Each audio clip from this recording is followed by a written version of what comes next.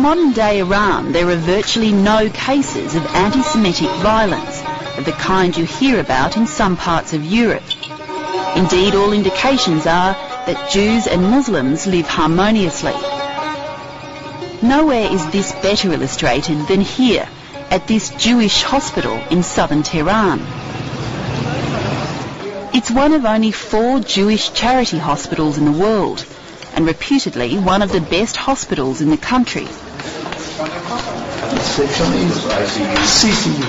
I'm shown around by a Muslim man who's worked here for 2 decades.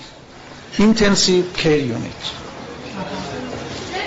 Staff here are Muslim and Jewish, as are patients. Barangas Hasidim, a Jew, is in charge of administration. Whoever comes to our hospital, we are asking what's your pain, what you are suffering for. We are not asking what's their religion or how they think or what's their ideology. No, and most of the patients, more than 95 patients that we are treating in this hospital, they are un-Jewish. The hospital runs primarily on donations from Jews both in Iran and abroad, though recently the government of President Ahmadinejad made a donation of 25 million tomans, or 32,000 Australian dollars. 25 million tomans is not a significant payment and a significant amount according to our costs. But in the other hand, as a part of this donation, have a cultural effect on us, and said that government wants the hospital to persist and to work and to serve Iranian population. So it was a positive message, yes, as well as actual... It's a positive message. This message say to us that condition is not very bad, and there is not a specific problem between Iranian Jewish society and Ahmadinejad government. All around Tehran, there is a significant, albeit discreet, Jewish presence. Inside this building is a Jewish library, with books in Hebrew and in Persian, where pictures of Islamic revolutionary leader Ayatollah Khomeini and Moses sit side by side. There's a kosher butchery, where kosher meat is served up by Muslim butchers. And there is also at least one kosher restaurant. It's here I try and talk to some young Iranian Jews who believe their country is misunderstood in the West.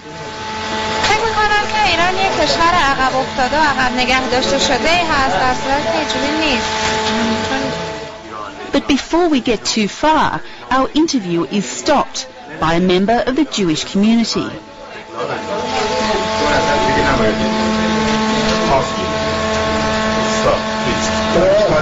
شما فقط از انجمن ما این مورد مجوز بدید، نه داری خانجا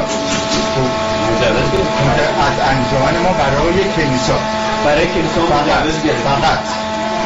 آره حالا خواهش میکنم باشه ما مشکل داریم.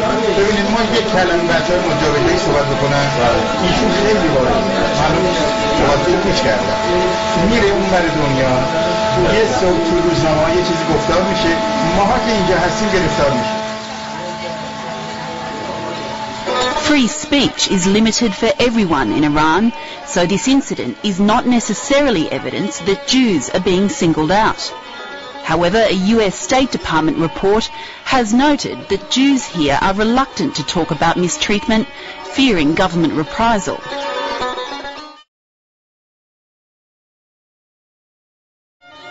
Moses Baba, a well-known Tehran identity and antique dealer, is a good example of the fact that Iranian Jews enjoy a degree of freedom that would surprise many in the West. In recent years, Jews like Baba have been allowed to freely visit Iran's archenemy, Israel.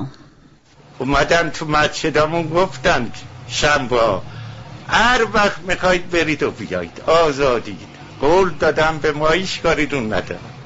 هر سال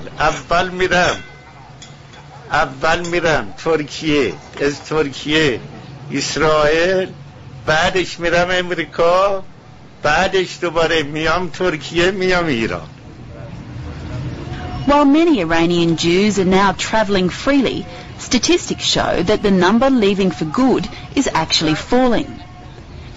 Despite the fact he has children and grandchildren in Israel, Moses Baba says he isn't going anywhere. برای که من ایران رو دوست دارم، به خدا هر وقت برم اونجا 20 روز میمونم، میام اینجا فوری. یه مسلمانای خوب هست که تو دنیا از خوبی نی، برای یه مؤمنان خدا پرستن احترام میذارن. Amazingly, it was the Islamic Revolution's leader, Ayatollah Khomeini, who paved the way for the protection of Jews in the Islamic State. Harun Yashai is a Jewish community leader who was in contact with Khomeini back in 1979.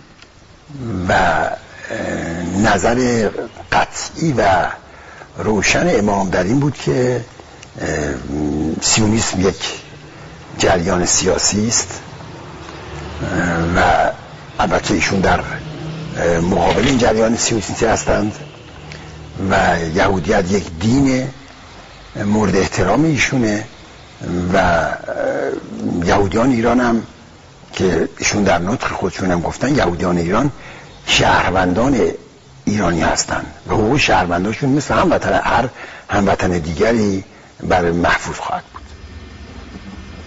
Iranian Jews have certainly fared better than some other religious minorities in Iran, such as the Baha'i. But Maurice Mutamed, the Jewish member of parliament, says discrimination does exist.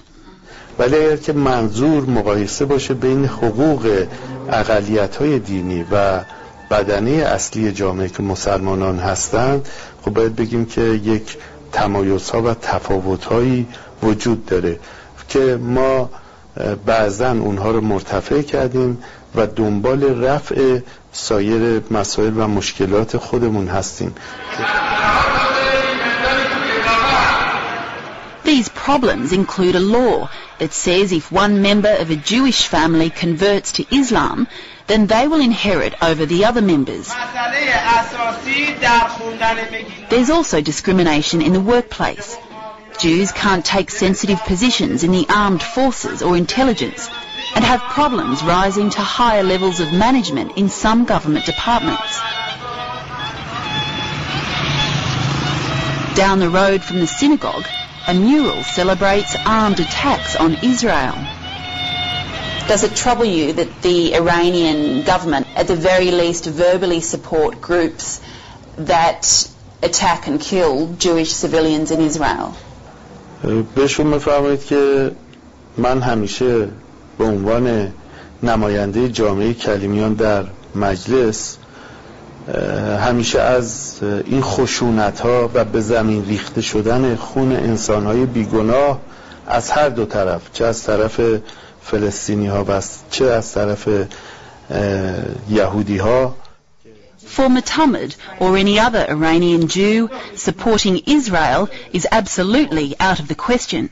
فعلا دولت ایران سیاستاش در عدم شناسایی دولت اسرائیل هست و خب سیاست ایجاب میکنه بعضی اوقات که شاید در جهت نرمش جلو رفتن و شاید زمانی در جهت یک مقداری خشن شدن اوضاع، ولی بر صورت ما به عنوان قسمتی از ملت ایران هستیم و تابع نظرات دولت ایران.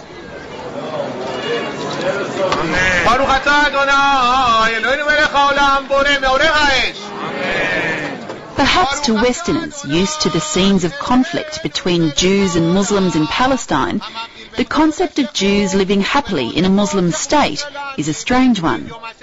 But here in Iran, it doesn't appear unusual.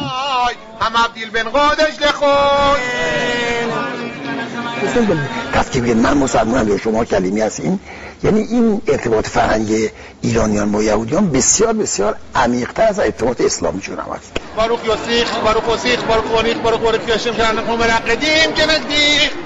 ببینید نقطه توافق یهودیت، حالا باز به معنی جداییسم، با اسلام بسیار نزدیکتر است با سایر ادیان.